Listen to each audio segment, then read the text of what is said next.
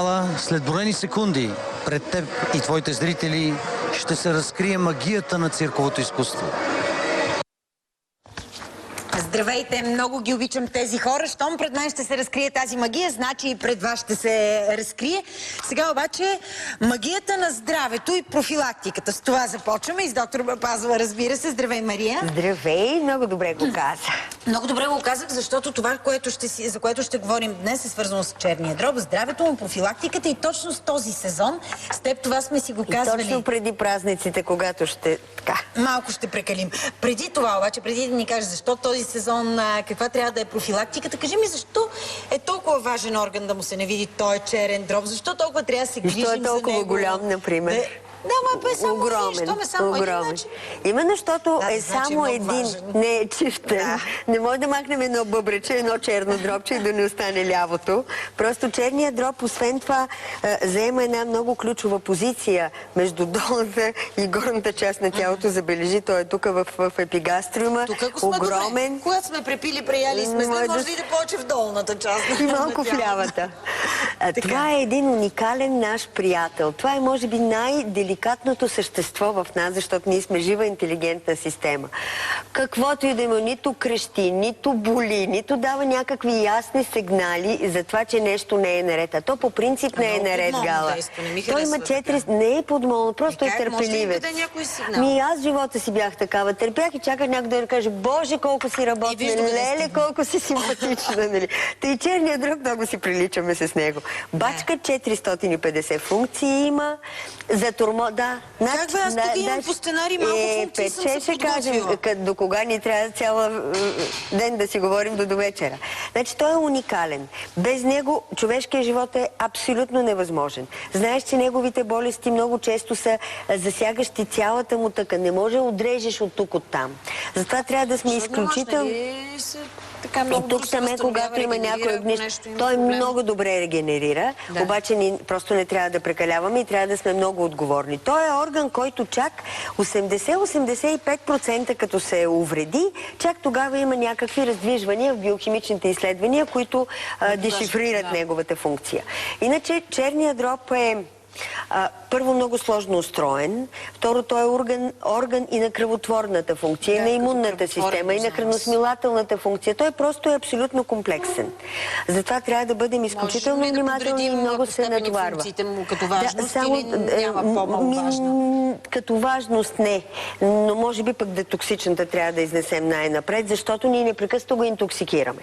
Той не крещи, когато непрекъснато му даваме химикали. Всякакви, антибиотици, статини, какви ли не други буклуци. Всичко минава оттам. Абсолютно просто. Блътнеш ли нещо в устата, чернодробното кръвообращение първо го изпраща в черния дроб. Там поемаме всички ксенобиотици. Цялата тая мръсотия, говорили сме, че 70 000 нови химикала на година се явяват. Всичко това минава от тук. Ако остане масно разтворимо да плува в кръвта, уврежда мозъка. В черния дроб всички буклуци стават водно разтворими, могат да се изкретират с изпражненията и с урината навън. Освен това, прияждането, неритмичното хранене, цял ден гладуваш и вечерта като се напукаш и то ядем, ние все обвиняваме тлъстите, мазни и животински храни. А въглехидратите с висок гликемичен индекс, те какво са?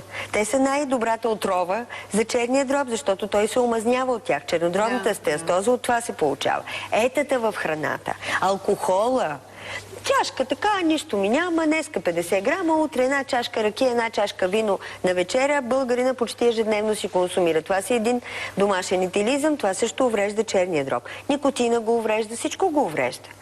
Непиенето на вода също, това е една огромна химична лаборатория, на нея трябва разтворител, за да може да работи. Ако си послужа с израза на моята любима доктор Барбара Рен, в тази наша проветка много съществен дял за равновесието в нея се пада на черния дроб.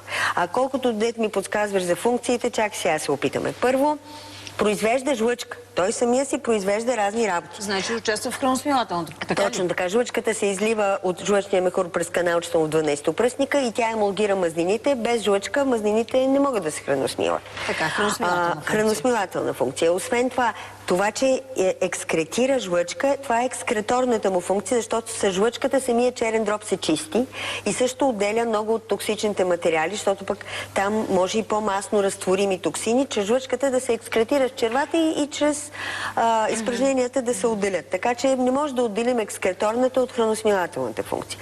Детоксичната, за която казах, че е изключително съществена и затормозена. Значи има вещества, които от белтъчната обмяна се образуват и са изключително токсични за мозъка, като ендол, скатол, фенол. Всичките тези той ги конюгира, свързва и ги обезврежда. Значи той по принцип обезврежда абсолютно всичко, защото произвежда ензими, които са детоксични. Интересното е, че чернодробните ензими могат да бъдат в едно спящо състояние и външни сигнали да ги активират и точно това е неговата много пластична и много гъвкава функция. Можеш да се, както казваме, да се индуцират ензими, които да детоксикират специални Джуджи гледа и не функционират никакви функции. Извикай Жоро да вземе слушалката, защото пръщи. Така и слушам. Добре, без да ти пръща сега, ще ти говоря.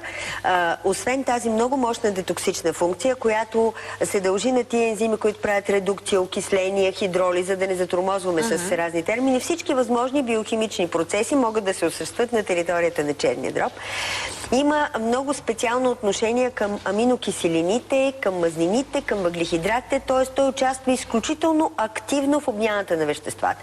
Ако хвана мазнините, там всичко, което влезе от храната, се деструктира до масни киселини и там се ресинтезира, т.е. там се образуват нашите телесни мазнини.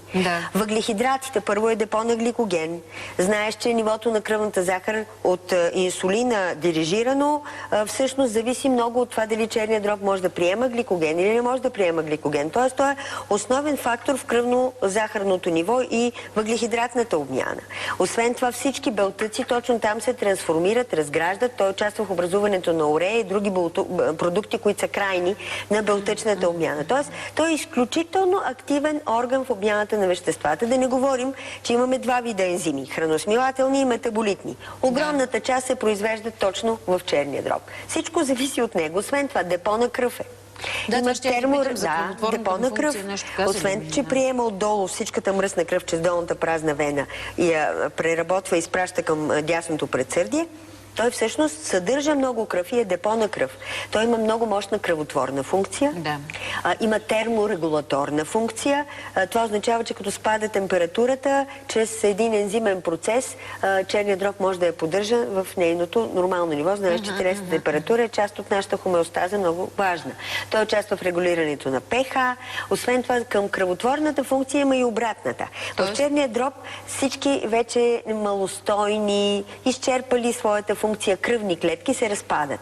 И особено важно е това, че той участва в трансформацията на хема от хемоглобина в еритроцитите, който е много важен процес. И ще малко накратко да обясня защо.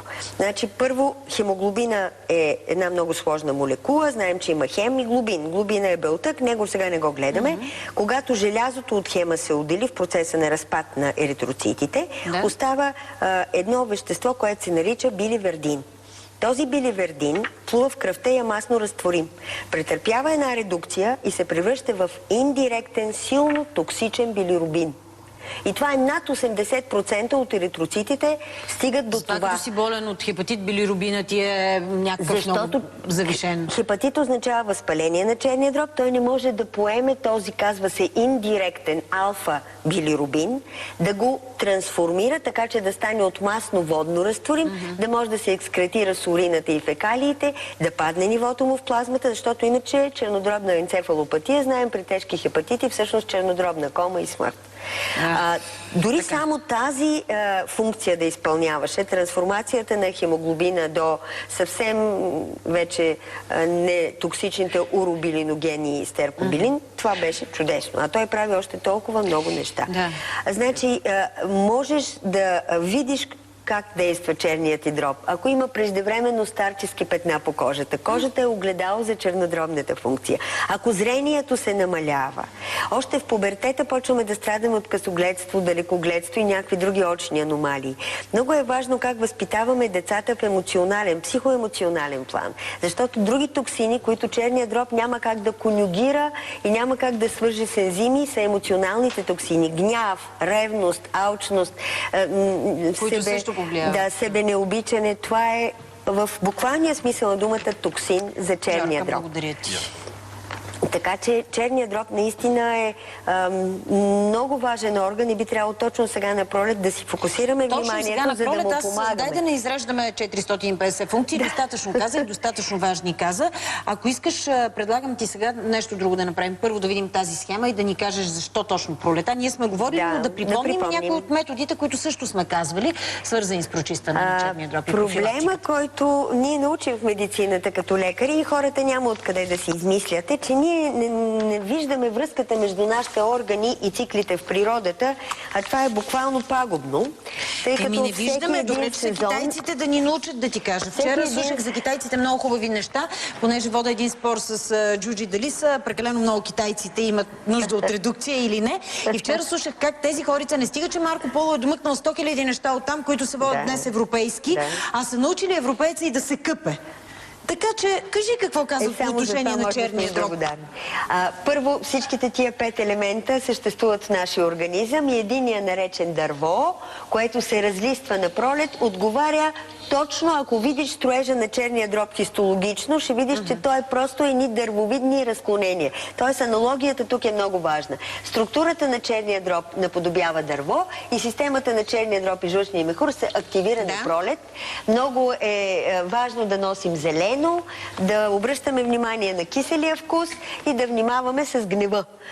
Всичко, което сега на пролет излиза като храна, може да подхрани много добре черния дроб, защото сега излизат всъщност зелените храни. В този смисъл тук зеленият цвят ни обръща внимание на това, кое детоксикира и кое храни черния дроб. Сега черният дроб е много активен. Той потиска стомаха и дълака по линията тук хоризонталната. Трябва да внимават язваджиите, защото много активната чернодробна функция, подсилена от сезонните енергии на трансформация, може да им доведе някои проблеми с стомаха, ако имат хронични проблеми с тази сега система. Хубаво на пролет, че храната ни помага за профилактика и прочистване. Самата енергия иска ние да изчистим черния дроб. Така, но ти си ни давала и други методи, извън тая храна, зелената, извън тези неща.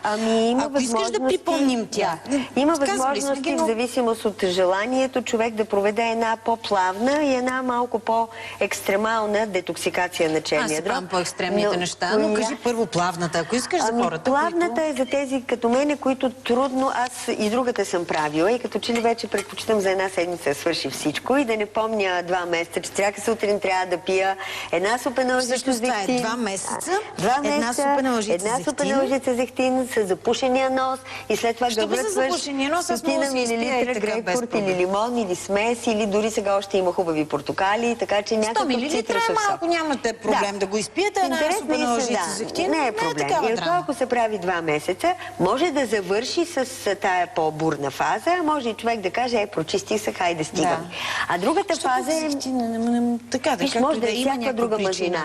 Може да е зехтин, може да е гроздово олио, може да е сусамово олио, не предпочитайте ленено, но така или иначе мазнина, която, понеже в черния дроб мазнината влиза с предпочитание, той сякаш се издърпва, като я поемаш от кръвосмилателна тях, тя напълва каналчетата и източва всички масно разтворими буклуци, които след това екскретира като камъчета. Така че по-продължителното е добре, защото умекват камъчетата, пясъците и след това могат да бъдат изхвърлени. Аз също съм правила. И наистина се Какво изхвърляш след това? Изхвърляш и ние такива жълто-зеленикави... Като малко асфалтени топчета, има само че малко по-светлина. Може да се по-едри, може да се по-дреб.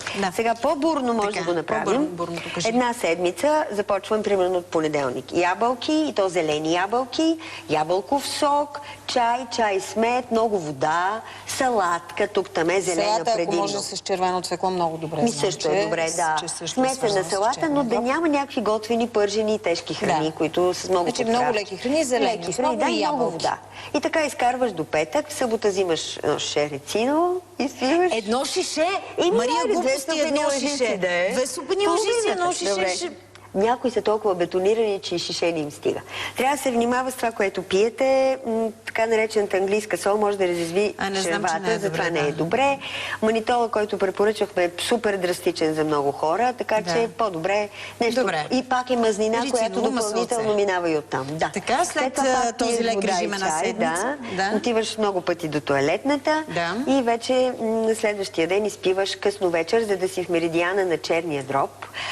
вече е по-голямо количество зехтин или друга течна мазнина, но не рециново Аз съм вече. пила Говорим за 250 мл зехтин и толкова лимонов сок. 250 много, май до 120 и двойно на това количество цитрус, който може да бъде и така разбит с зехтина. Най-добре изпиваш на експо възможност зехтина. Не, аз го разбирам, защото ми става като дресинг за салата е малко по-лесно някакси. Отделно само зехтина, когато е лъжица две е едно, но когато трябва да изпиеш голямо количество едно. Когато е с лимона, става по-лесно. Да, и трябва да разклащаш бързо, защото двете пази, иначе ще се отделят. Да. И след това трябва да легнеш по специален начин, по възможност да сложиш грейка тук или да се свиеш така добре. Грейка съм слагала, но се замислих, не може ли да влезем в ваната, в гореща вана и да... Да, може да се хлъзнеш от тая поза, която искам да покажа, ако е възможно. Дай да я показваме. Тя е специална поза, да, и е важна, защото се променя чернодробното кръвообращение в такъв аспект, че... Давайте, на това ли ще показваме на тази кошетка? Що да не ти легна представим, че е легло. Точно така трябва да бъде, между другото, ако човек няма такова легло, просто си слага няколко възглавници, за да е по-изправен, за да може, значи, ляга се надясно, тук ти е чашата с зехтина и цитруса. А ти пиеш? Легна ли? Забравя се, вярно, май така беше. И сега лягаш, изтеглиш се надясно, да му мислят по-пълничките. И свиваш така този крак. Тесни дънките. Няма да дънки, ще по пижама. Така, свиваш този крак, който притиска черния дроб. Не забравяйте отдясно ви е черния дроб, да не натискате отляво. И така стоиш, държиш, нищо лошо няма в тая работа. Добре е това да стане след 10:30-11, когато е по-близо. вечерта. Иначе чернодробният миритян е посред нощ и няма смисъл хората да будуват. Късничко вечерта, който си ляга по-късно, тогава. И така се притиска поне половин час. Тук може да сложи бутилка с топла водичка или грейчица. И така стоиш, после можеш и да си заспиш. И вече на следващия ден не дълго, защото с този зехтин и това количество започва пиене на вода и вече дори някои си слагат марличка и ходят по голяма нужда в нещо, така че да могат да видят колко много жлъчни камъни отделят. И пак ще ме разнасят, нали, че говоря и не ми трябва ли да се види точно какво количество отделяш? Някои искат да са спокойни, че жлъчните камъни са ги отделили. Така или иначе от всичките тези зехтини и течности имаш разстройство и отделянето на жлъчните камъни е последното, което се случва. Аз не знаех, че са жлъчни камъни. Да, жлъчни камъни се изчистваме. Има хора, които са пред операции и по този начин, като и затоплят, плават едни лапички на черния дроб. Това са все доста така гриж. Аз, казвайки това само към тези методи, ще припомня Барбара Рен, когато ни беше на гости, каза, че за прочистване на черен дроб много добре действат клизмите с кафе. Да. Тогава говорихме точно за това, че изключително мощно изчистват черния дроб. Давахме и рецепта точно как се прави. Но сега за всички хора, на които въобще клизми, пиене, 2 месеца или пък някакви големи количества, една седмица, им се струва сложно. Слава Богу, природата ни поднася природни средства, които са изключително мощни и добри. Особено ако знаем как да ги комбинираме, се получава един синергичен ефект и е прекрасно. Тук на плота сме оставили неща, които имат такъв ефект. Ако искаш да отидем там, какво сте скрили? Скрили сме. Така. Ние сме готови, но отваряме ли първата кутийка преди рекламата или не? Няма сега. Изненада. Така, сега има тук няма. Но истината е, че навсякъде има изключително мощни природни средства, които могат да ни помогнат бързо и добре да почистим и подпомогнем работата на черния дроб, да го профилактираме и сега е сезона. Имаме важни неща, т.е. да ви кажем. Изключително подходящ. Не вдигай, аз ще надникна. Пускайте рекламата, за да видя какво първо си ми приготвила.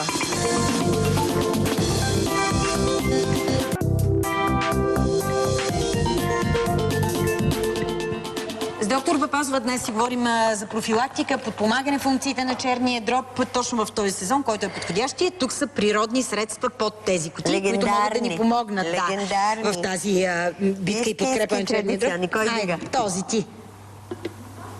Ще кажеш, какво е това? Да, казвам. Можеш ли да го познаеш? Аз ти сигурно си видяла някъде. Аз ще ти помогна. Тук хербария от Академия на науките. Един от това не е ли магарешки будил? Да. Един от най-добрите на Балканския полуостров начин за съхраняване на растения. Има Българска академия на науките, Институт по ботаника. Магарешки будил, само че тук има така е популярното му име, иначе как се нарича? Силибум марианум. магарешки трън, магарешки будил, бял трън. Бял трън. Най-известен е като бял трън. Силибум марианум е наистина легендарна билка. Всъщност екстракта, който е най-популярен и с абсолютно доказани многопосочни, многоаспектни лечебни свойства, е екстракта от семето. Според, например, един от най-известните холистични лекари, който познава и европейската и американската природна медицина и фиторесурс, доктор Ендрю Лайл, това е възможно най-добрата европейска билка за черен дроб. Той е изключителен, този силибум марианум. Тук е набран в южен пирин, Аз специално... Тук всичко е документирано. Добре, семето казваш, че какво в него помага? Екстракта от семе се нарича мляко, защото цялостният екстракт е едно, а етеричното масло е друго. Може да извличаш различни фракции от белия трън. Всичките имат лечебно действие по отношение на черния дроб. Значи, представи си как черния дроб са клетки с остички и в момента, в който ти изпиеш по някакъв начин бял трън, черния дроб целия си го иска, освоява го в рамките на час в над 95% и вътре се случват много хубави събития, благодарение най-вече на 3 флавоноида. Всъщност винаги науката сега търси да дешифрира биологично активните субстанции, които носят този лечебен ефект. В случая вероятно става въпрос за по-голям коктейл, но иначе има 3 биофлавоноида. Общо се наричат силимарин, иначе са силибинин, силидианин и силикристин. Сили. 3 силита и той е силимарин, който го знаем отпреди. Всъщност е комплекса от тези 3 биофлавоноида, които имат много мощен и антиоксидантен и противовъзпалителен ефект. Всъщност знае се, че и трите стабилизират клетъчните мембрани, така че е добре да се ползва за профилактика точно в този период някаква комбинация с магарешки будил, с бял трън. Защото да стабилизираш мембраните на клетките означава целият живот на клетката е в мембраната. Това е чудесно профилактично действие. Освен това, чисти токсините, спира интоксикацията на черния дроб, изключително мощен антиоксидант, т.е. гони и свободните радикали, а същевременно индуцира синтезата на един много мощен антиоксидантен ензим, супероксид дисмутаза се казва. Много е сложно, така или иначе. Дори при етилизъм, при натоварване на черния дроб, от какъвто и да е характер и от алкохол, в случая, просто силимариновия екстракт, млекото от бял трън, убира тези свободни радикали, които иначе разрушават чернодробните клетки. Изключителен хепатопротектор се казва на медицински, защитник на чернодробната клетка. Освен това, много важно е, че наистина в рамките на първия час почти цялото прието количество минава през черния дроб и свършва тая своя блага работа, активирайки и още един много важен ензим, за който ти си чувала в тия холистични наши беседи, глутатиона. Глутатиона участва... Тежките метали, точно така. Глутатиона участва и в други процеси, но много важно е да чистим черния дроб от непрекъснатите тежки метали, пестициди, и всякакви други химикали, които поемаме. Говорим за това глутатиона, а той активира действието му, така ли? Да. Силимарина, като троен комплекс, активира тези два ензима специфично, макар че той се грижи за цялостната функция на черния дроб, като общ защитник на черния дроб. Аз имам много такива сведения от пациенти и съм пила самата и наблюдавам хората, които пият. Имаше на времето един Тошко, си спомням, от Бургас, имаше трансаминази над 2000. Това е катастрофа. При норма до 40 и няколко. Той имаше над 2000 и пи продукти. Почти всичките съдържаха в някаква комбинация белия трън. Добре, тук знам какво има, Мария. Тук има една подправка, която аз много обичам. Тя е популярна в източната кухня, но вече и у нас. Куркума. Семейство джинджифилови. Да, мога да ти призная, че съм чувала за изключителен помощник при хора с рак. Не знам на какво се дължи това, но в случая ще говорим за това как помага работата на черния дроб. Общо взето билката има своите качества, а при рака и при чернодробните проблеми, да не говорим, че има и чернодробен рак, в крайна сметка, това е мощния противовъзпалителен и антиоксидантен ефект. Смята се, че това многогодишно тревисто растение съдържа огромно богатство в разклоненото си коренище и всъщност това е пудрата от сварения, изсушения и разпрашен на златиста пудра корен. Значи това е коренището на крокомата. Многогодишно е растението, има го навсякъде по магазините.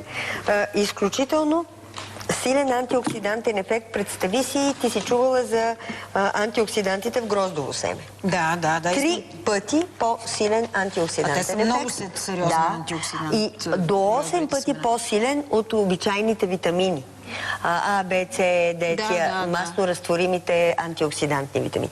И това е емблема за противовъзпалителен ефект. Рака всъщност навлиза в организма чрез възпаление, което или сам си прави, или организма му поднася на готово. Както сме казвали, ние сме доста възпалени, така че куркумата е един, бих казала, ежедневен лечител. То не трябва да се чака сега само на пролет да я взимаме.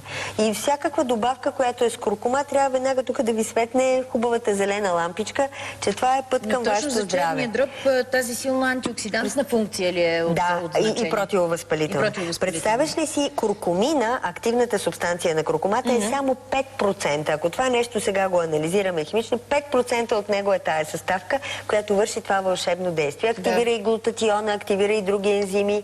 И най-вече чрез тая цялата каскада на антивъзпалителен ефект, чрез цитокините, тя си знае как, предизвиква едновременно обиране на свободните радикали, спира деструкцията, детоксикира и действа противовъзпалително. Изключителна подправка.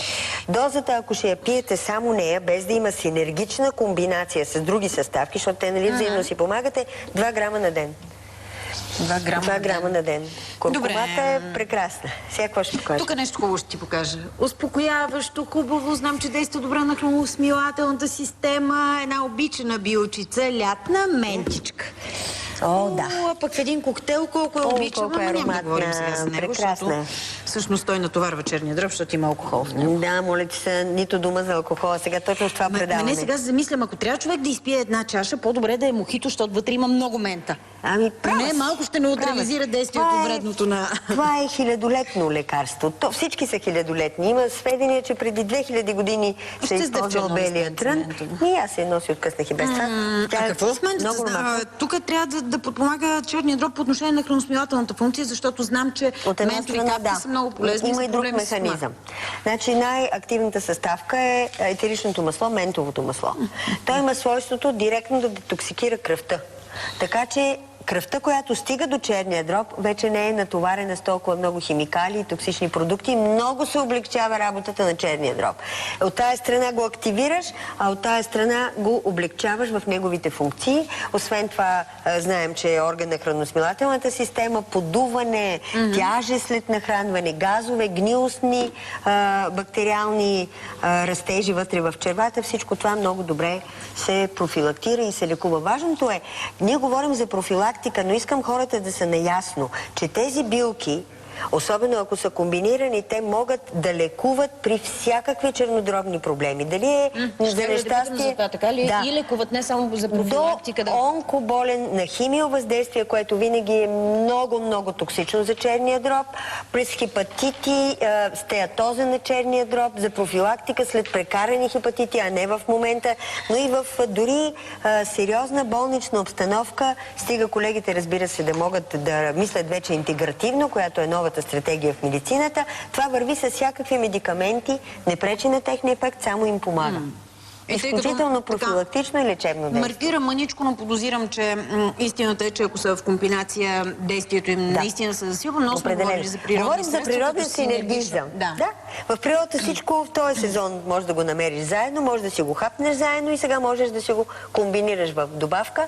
Добре е да се знае, че една такава добавка не утроява ефекта, а многократно го увеличава и освен това точно тези 3 съставки са абсолютно безвредни. Могат да се взимат профилактично и лечебно, както разбрахме. Но поне 2-3 месеца. Няма никакви странични ефекти. Те са природни средства и би трябвало да няма проблем дълго време да се използва. Въобще няма. Тази мента малко люти. Много е хубава. Тя се казва мента пиперита. Така ли? Добре, че ми напомни. Имало е няколко ментови растения и сега е сведено до едно.